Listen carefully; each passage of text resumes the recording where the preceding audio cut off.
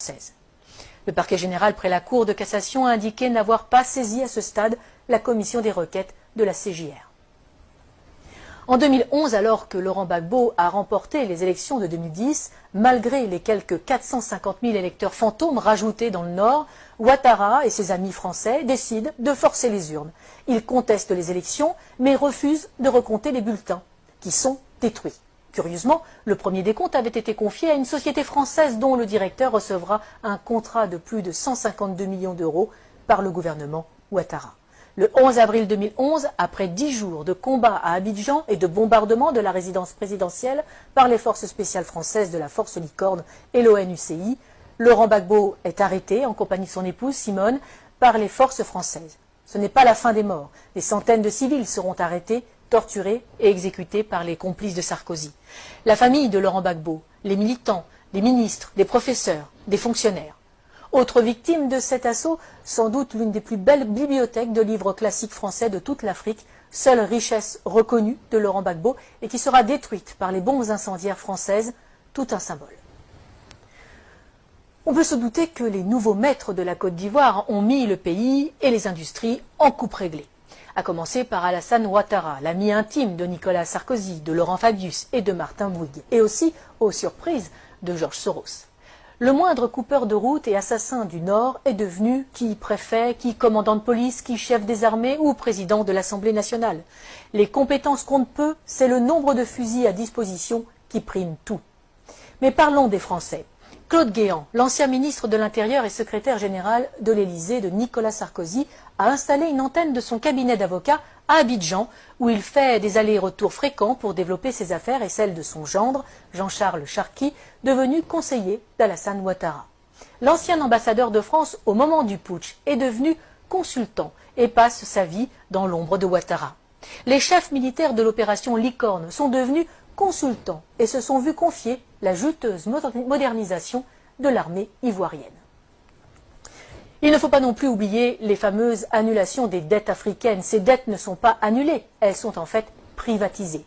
Les sommes dues et qui ont été payées par les contribuables français sont finalement payées à des entreprises privées du pays créancier pour réaliser des travaux dans le pays créditeur.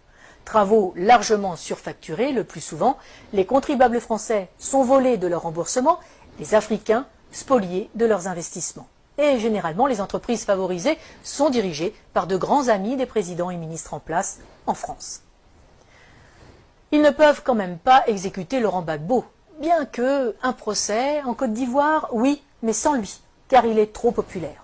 À la Cour pénale internationale, ce sera mieux, surtout qu'elle est le parfait outil de justice des vainqueurs. Externalisé donc à La Haye pour un procès à charge et inique, le procureur a à sa disposition un budget de plus de 28 millions d'euros. La défense, 76 000 euros. L'une des principales sources d'accusation est l'association Human Rights Watch, qui est entièrement financée par Soros, ami de Ouattara. Malgré ça, par 2 fois, en 2016 et en 2018, le tribunal ne peut que constater l'absence totale de preuves dans le dossier du procureur. Aucun élément de preuve, aucun témoin fiable. Le 15 janvier 2019, Laurent Gbagbo est acquitté par la CPI de la totalité des charges portées contre lui après plus de 7 ans de prison préventive. Il reste cependant en résidence surveillée en Europe. La Belgique lui offre l'asile. Le temps, paraît-il, pour que le procureur puisse faire appel sur de nouvelles bases. Lui qui n'a jamais réussi à monter un dossier alors qu'il a travaillé main dans la main avec Ouattara et les gouvernements français. Nous n'avons fait ici qu'effleurer ce sujet vaste et complexe qui pourrait servir de trame à une série d'espionnage et de géopolitique. Pour ceux qui voudraient aller plus loin, qu'ils n'hésitent pas à lire l'ouvrage « Libre pour la vérité et la justice » de François Mattei aux éditions Max Milo. Il est le fruit des entretiens de l'auteur avec Laurent Gbagbo pendant ces 7 années de détention arbitraire. Publié quasiment à la veille de la libération du président ivoirien, ce livre est la preuve que Laurent Gbagbo a eu raison trop tôt.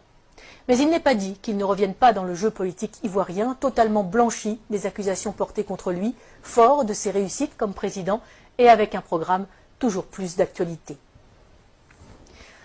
Il faudrait plus de chefs d'État comme lui en Afrique, conscients des atouts de son continent, préférant des relations saines avec la France plutôt que l'exigence d'une repentance perpétuelle imposée aux Français pour des crimes qu'ils n'ont pas commis. Une repentance qui n'est là que pour cacher le pillage de l'Afrique par des multinationales et imposer une invasion migratoire ruineuse et destructrice pour l'Europe. Défense de l'identité nationale, mise en œuvre d'un patriotisme social permettant de vivre et de travailler au pays, non-alignement, intégrité de ses élites politiques et économiques. Il faudrait peut-être aussi plus de Laurent Gbagbo en Europe.